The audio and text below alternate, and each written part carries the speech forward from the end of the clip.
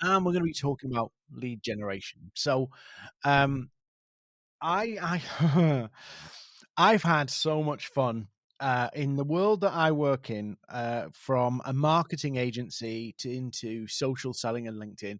I can tell you that morning wills, morning SO, lead generation is one of the most elusive and most challenging parts of marketing.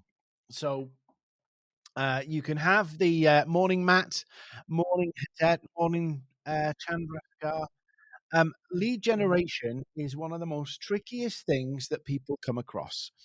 And the reason is because we are so flipping impatient sometimes that we actually run round in circles and make a mess of it. So I wanted to kind of talk. I've done an article today and published it this morning about lead generation with 3 principles that I think are really important. And I wanted to kind of talk about these 3 principles because if you get these 3 principles, and I'm going to give you some practical examples in today's live. Hi, Sabine. Hi, Christopher. Hi, morning, Mike. Yes, I used to do the whole black thing, but I'm trying to be black t-shirt thing. I'm trying to do a bit more color. So 3 principles of lead generation. I promise you, if you get these, you'll really kind of unlock lead gen. Morning, Michael. So first off, right, lead generation is not something you do once. It's something that should be running every single flipping day in your business, right? So if you approach it thinking, right, I'm going to do something and get lots of leads in one hit, and then I'll carry on doing something else, and then when I need more, I'll do it again. Totally wrong way of thinking, right? Thank you, Spencer. So if you think about it as like an event, a thing that just happens on a particular day, you'll be massively disappointed. Most of the lead generation that works really well is process driven, boring, right? Let's just say it, boring. It's something you do a little bit every day, and over the course of a week, a month, a year, it generates leads consistently.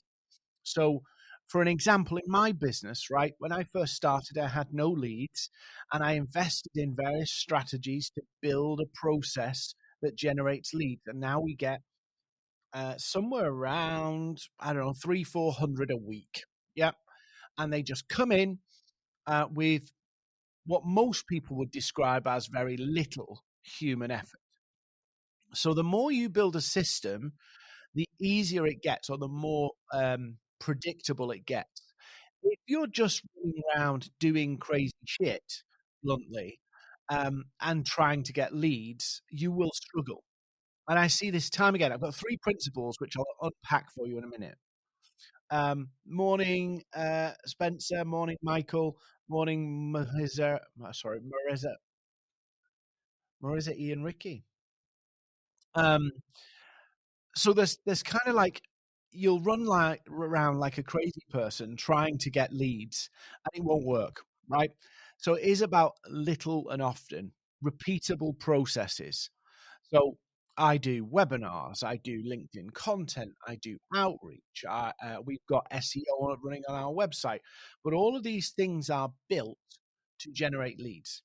So in the article I wrote this morning, I actually gave you 10 practical ways you could do this on LinkedIn. But if you approach lead generation as an event, something I'm going to do and input in, output out, uh, that's not the way it works. So I want to talk about these 3 principles, right? Principle number 1 is curiosity. Now, people go, "Oh, I know this." No, you don't. If you're struggling to generate leads, you do not understand this, right? I'm just going to be blunt. Northern Dean for a minute. Hi, Joyza. Hi, Brianne. Hi, Anna. If you don't understand, if you're not generating consistent leads, you do not understand this principle of curiosity. So let me just explain it. So if you think about why somebody makes an inquiry, they want to achieve an outcome. We'll come to that in a minute.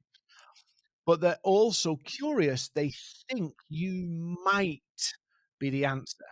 You might have an answer that they don't know. That's why people make an inquiry. If the and this is the weird bit, right? Curiosity is like, something's happening over there, I'm not sure exactly what it is, but it could be interesting. That's the principle of curiosity. Now, when we approach lead generation, what we try and do is think that convincing people is the answer. It's not. The more information you give people, it's like a Goldilocks thing, right? The more information you give people, the less likely they are to inquire. It's nuts, right? So you're building out your website and explaining every last detail, which means they have no reason to talk to you.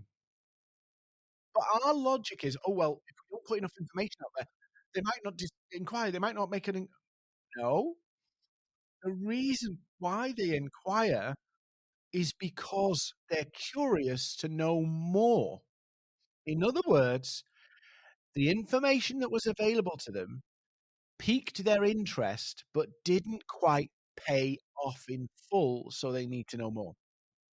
So there's the Goldilocks balance of this. If you give too much information, you get no leads, and if you give too little information, you get no leads. So curiosity is about, oh, you're speaking to an outcome that I want. You're providing a bit of supporting information, but actually, to get the real payoff, I have to do this. I have to do this. So curiosity, and I see this all the time on LinkedIn, people trying to convince people to become leads. I'll give you lots of information, overload you with information, and that will naturally, because you've got all this information, you'll logically see the need for me and make an inquiry. That's not how it works in real life. That's how we'd love it to work because we're processing it with our brains, but our prospects are processing it with their emotions.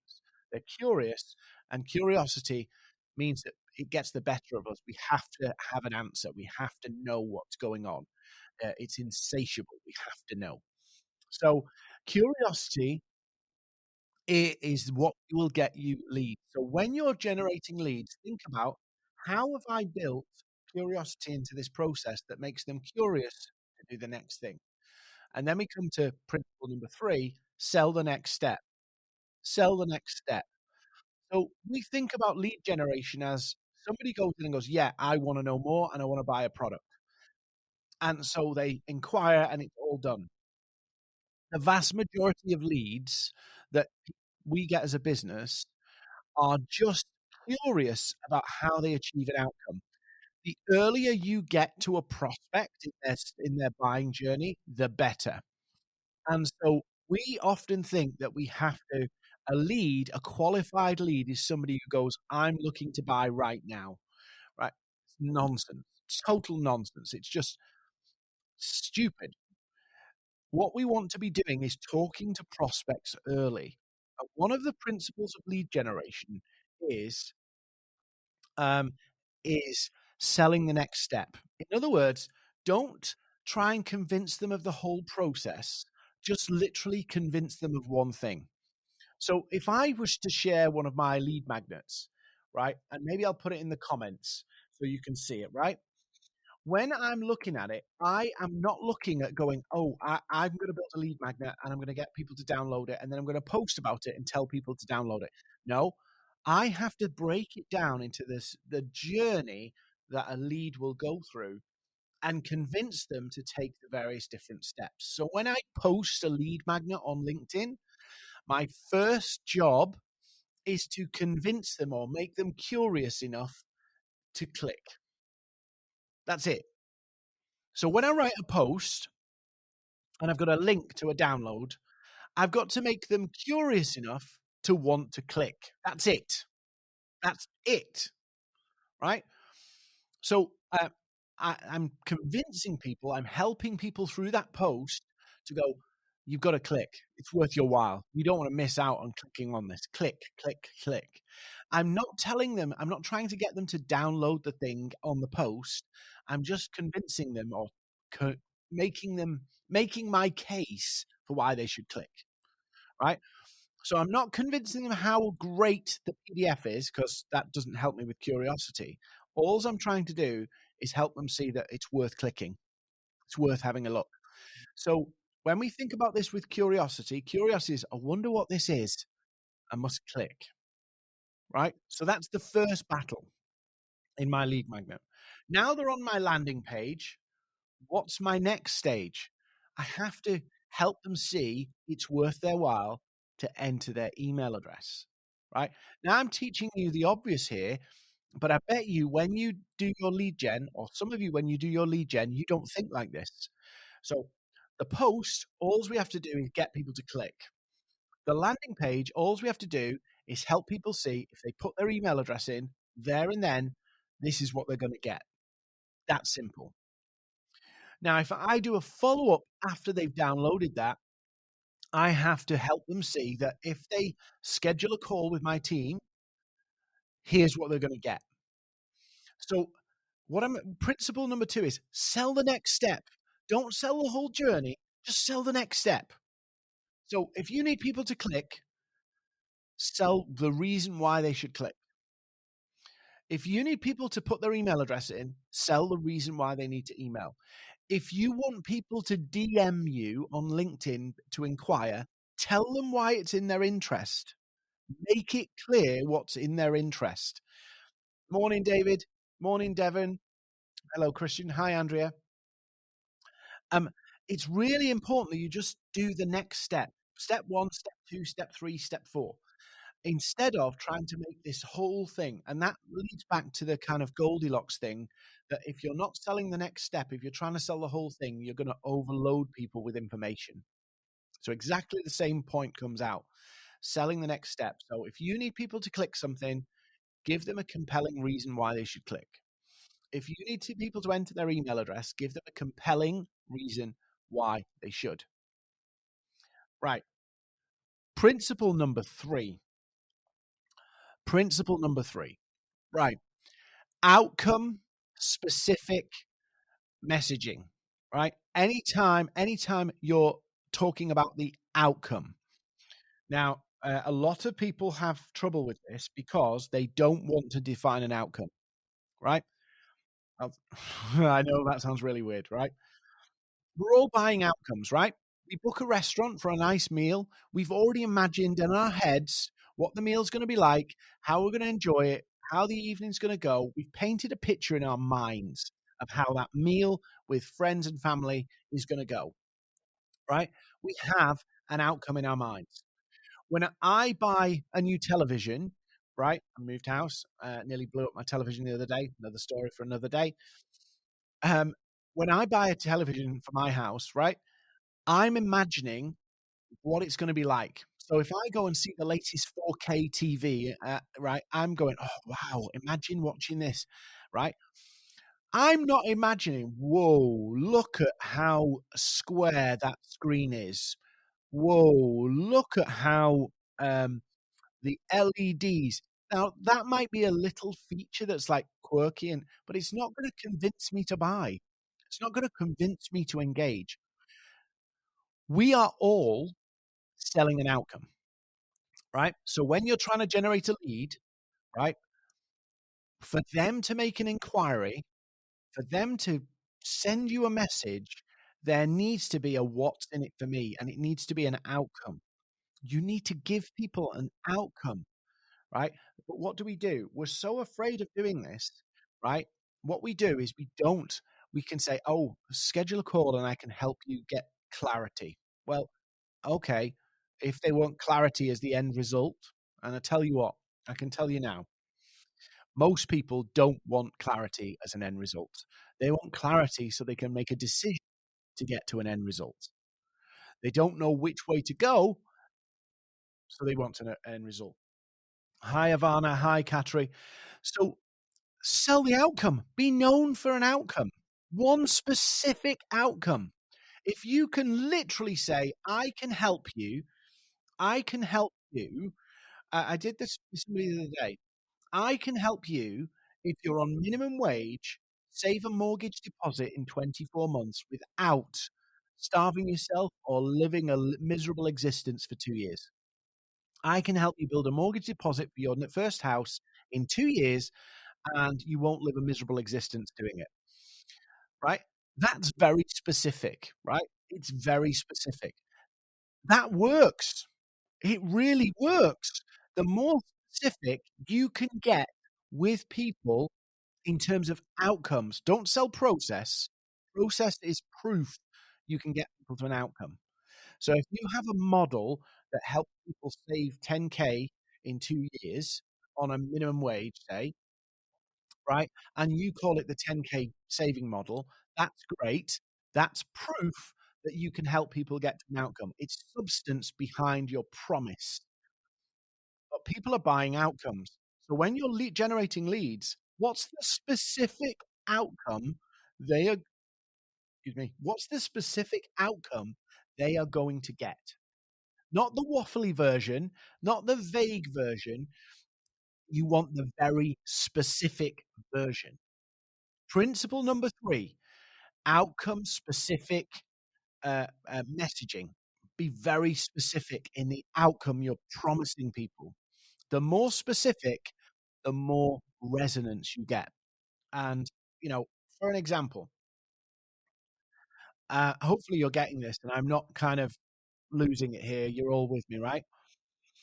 Um, literally, literally tell people exactly what you can get. Now, the fear and the reason why you don't do this is because what if I can't get that specific person to that outcome? We all face that, right? We all face that, right? Every client will be a bit different. Every client will be a bit unusual. You can't, like, hang yourself up on that. You just do the best damn job for every client. But if you're serving a particular audience, tell them if this is what you do. Be specific. Be known for an outcome. Literally be known for an outcome, right? And you might think, "Oh god, but what happens if I do that outcome and then somebody else sees it and goes, 'That's not relevant to me.'" That's the wrong thinking. I can tell you now that's the wrong thinking, right? So what we do, it's a scarcity mentality, right? And we're getting into outside of my normal area, but it's a scarcity mentality that, and I see it so many times when it comes to um, cut through on messaging, because that's what we're talking about here with outcome centric stuff. Be known for the outcome, sell the outcome. Is It's a scarcity mentality, and what I'm meaning by that is we're so afraid that if we go specific, we might lose people. We're so concerned that if we focus on selling one particular outcome, what about the people who want another outcome that you can help with, but now they don't realize you can help them with that because you've gone so specific? Well, if that's a real concern, let's just break that down. In order to catch all, right? In other words, I don't want to miss an opportunity because they're so hard to come by. Scarcity, they're not hard to come by. They're hard to come by as long as you're vague and generic and broad. Um, because leads are so hard to come by, I don't want to eliminate people. I want to be able to appeal to these people, these people, these people, these people, these people. Because I want to appeal to all those people, every time I write a post or every time I write a lead gen thing, I kind of compromise it to appeal to all 4 groups. So I water it down a bit to appeal to all 4 groups, which means when one of those groups come to it, it's kind of mildly interested, but it doesn't hit the nail on the head. So what happens is in our efforts to appeal to 4 groups of people, say, or 2 groups of people, or 3 different outcomes, 4 different outcomes, what we end up doing is inadvertently appealing to no one. And it comes from a flawed logic. And fear. It comes from fear and flawed logic. If I appeal to 4 groups of people, in theory, I should get more leads. Doesn't work that way. If I go onto LinkedIn and said, I can help you save 10K in 2 years on minimum wage, who will come to me? People who want to save 10K in 2 years minimum wage, right? Could I help people save 50K in 5 years on minimum wage? Yes. Could I help people save 250,000 in 2 years who were on 1 million a year? Of course I could. I can help you save money. Does that cut through? Do you see what I'm saying? So sell a very specific outcome. Get really specific, right? I don't mean I help CEOs called Andy run better organizations. That's probably a bit too narrow. Um, but give people a specific outcome that you can help them with, both in a lead magnet, in your lead gen strategy, but also generally just be known for something, be known for an outcome. For an example, I can say, and I'll just give you a quick example, right? If I went to LinkedIn and said, "Hey, I've got 10 tickets to a 2-week all-inclusive holiday in Hawaii," right? And I started posting about Hawaii, Hawaii, Hawaii, Hawaii, Hawaii, Hawaii. Hawaii? No? Hawaii. I can't even say Hawaii. Hawaii? Hawaii? Hawaii, right? If I start talking about Hawaii all the time on LinkedIn, right? Who am I going to get inquiries from? People who want to go to Hawaii. I can't even say it now. I keep saying Hawaii. You know, the phones that are banned here or whatever it is? Hawaii, the Honolulu and Pearl Harbor and all that place, right? If I just talk about Hawaii, I can help you go on holiday to Hawaii, holiday. And I just bang that drum. Guess where all my leads are going to come from? People who want an awesome experience in Hawaii, right? But what happens if do you want to go on holiday? I can help you go on holiday. I can help you go on holiday. Well, it's a bit vague. It's a bit wishy-washy. I can go to TUI or First Choice or any of those for that. But suddenly, because I'm saying I can help you have the dream holiday in Hawaii, right? I will attract people who want to go to Hawaii, which means my conversion rate from leads to clients will actually be higher because I'm attracting people with very specific outcomes. And what I do has a very specific outcome. It's really common sense stuff. But our fear gets in our way. The fear of focus, which makes us go broad, which makes us appeal to less people. And our message has less resonance. And when you do get leads from doing it that way, guess what? The conversion isn't great because it's not as specific. When you find people, and let's face it, if you wanted to have a dream holiday in Hawaii, who would you go to? A Hawaii expert or a generalized travel agent? You see my point? So, principle number one, curiosity, right? Make people curious that they want to know more. Don't give everything away. Look, principle number two, just sell the next step. If you want people to click, tell them why they should click. If you want people to give their email, tell them why they should give their email. If you want people to DM you, tell them why it's in their interest to do it. Sell the next step. And principle number three, outcomes. Be known for an outcome. People buy outcomes. They don't buy process, they buy an outcome. And then the process justifies or proves the outcome is possible. That's the way it works. So if you're running around telling people about your amazing system, that's great, but people only care about that when they see, oh, this amazing system will get this result. It will get me to this place. Um,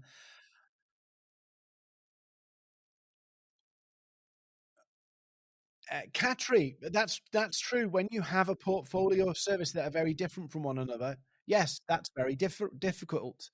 But that same issue is, and I'm just being real with you. If you're going to LinkedIn with a portfolio of services, you will struggle with that because you will have a diversified message. You will have to harmonize all of that stuff. That's why in my business we have different people selling different things, but also um, that's why it's better in some senses to focus your LinkedIn activity in seasons. So I talk about this quite a bit. When you're trying to build your business pipeline and generate leads on LinkedIn, it's much better to have a period of time where you allocate all of your content, your activity, your outreach, your network growth, um, your lead generation to actually a specific service and a specific outcome. So if like quarter one, we're really focused on this piece. quarter two, we're focused on this piece, quarter three, so that you don't get that kind of dilution effect, or you minimize that dilution effect. And I tell salespeople to do this. Uh, and why? Why would I tell people not to dilute or not to run in seasons? Because let's say, for an example, you run a lead generation campaign and you focus on one particular area. As you start to generate those leads and as you start to get those calls booked, you will learn a pattern or a way of doing it that will be the best conversion. And because you're so focused on one group of people, you can adapt what you're doing. If you do a lead magnet, for an example, it's probably not going to work the first time. So you might have to tweak it and adjust it and play with it, tweak it, adjust it and play with it. If you're trying to appeal to a number of different groups at the same time, you there's not enough input or data to figure out what's miss.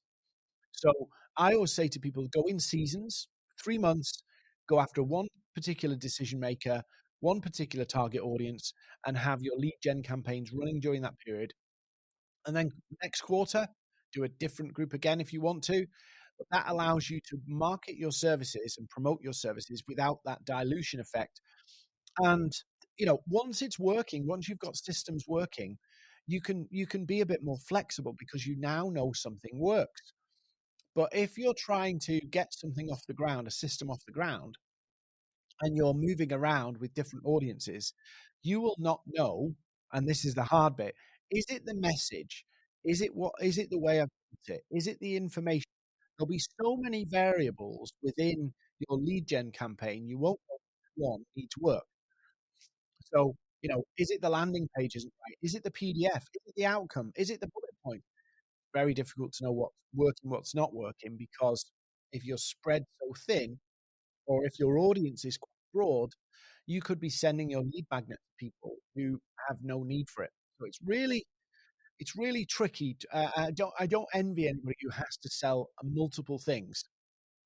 The other thing I suggest to people on that front is um, sell like a feeder service or a gateway service. So in other words, you go to market with actually almost like a paid lead gen service, like an audit or um, a diagnostic tool or a consultancy, an entry level service that basically allows you to quickly onboard a client, but then the main service, your primary services, are actually complementary to that. In other words, you start with something like what do they call it in the consulting world? Land and expand.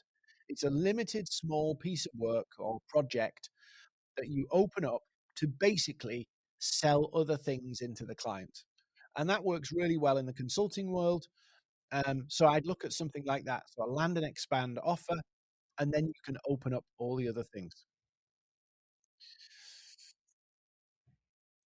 Sabine, yes. And I will flip. What Sabine says is absolutely true. It's not easy to be specific when you can help in many areas. And I will flip that, Sabine, and say it's not easy for prospects to see the value of you when you can help in so many areas. So um, I, I can help people in email marketing. I can help people in paid ads. I can help people in sales. I can help people in. Why have I chosen to be on social selling and LinkedIn? Because I can cut through. Simply put, I'll just be honest with you. I resisted being called a LinkedIn person for a long time because I didn't want to be one. I didn't want to be one, right? I would much prefer to be a business growth consultant across all of marketing and sales. Absolutely love it. The big problem for me was cutting through, right? So I had to sit there and go, I've got all of this experience on all of these other things, but in order to cut through, I have to be known for something. And it's not nice, right? I can tell you now, it's not nice because you have to basically make yourself two dimensional. Morning, Matthew. You have to make yourself two dimensional. So, yes, I could help people by being a email marketing guru. I could help people by being a sales guru. I could help people by being a live presenting guru, right? There's a whole host of things that I could do for people. Um, but the problem is, I can help in so many areas that actually we end up where we can't communicate what we do very well. So, Sabine, my advice would be, whilst there is a lot of things you can help with, go after one. Build a business. I sold one thing for 4 years. One thing, right? One thing all in for 4 years, and I did 400 grand a year. Just rocketed up 400 grand a year because I sold one thing. Now, I'm not saying you have to niche down and literally chop off everything else, but once you've got to a point where you go, actually, this is doing serious money now. I've built a reputation for this. My awareness is in their market. I've got a regular stream of business coming in. Take another thing on. But it's like Tesla, right? Tesla starts and we wanted to start launch electric cars. The first thing they did is they launched one car, and they got that one car right. They got that one car making money. They got that one car out into the marketplace, made that work financially, and then they launched another car. But often what we try and do is go, well, actually, I want to launch 10 cars. So what I'll do is I'll divide my efforts, try and launch 10 cars, and then struggle to market them, struggle to sell them because I'm trying to do too much with limited resources and limited time. Go after one thing, sell one thing, broaden yourself out as you go from a position of strength where you're actually making money, you've got a consistent flow of leads. Do it from a position of strength, not, a lot of people would do it from a position of fear. In other words, I can do all of these things, and if I focus on one, I might lose things. And actually, it works the other way around. You gain. Morning, Diego. Yeah, Laura, the cut through is really hard. Social media and audiences will give us seconds if we're lucky, right? There's an algorithm between us and people, and we cannot afford to waste those opportunities. So we have to cut through by being very, very clear. If you have this problem, if you want this outcome, I'm the person. We cannot, attention spans are not what they used to be, and we have to just cut through. And the more broad or the more generalized we are, the harder the cut through is. Generalists don't survive. We only have the UK high street to look at that. If we generalize, we won't succeed. Lots of food for thought. Yeah, thank you, Laura. Yeah, there are some spaces. There are some spaces where generalists can succeed, but it's, how can I put it? You have to be very defined in your generalism. Um, uh, for an example, if a company is looking at the whole sales process because the sales process is dysfunctional, you could say, right, we are an end-to-end sales consultancy and we will fix your sales problem in a company by looking end-to-end from lead gen to closed deal. That's a generalist in one sense, but it's actually very specific in another because it's saying we actually help you fix your whole process from end to end.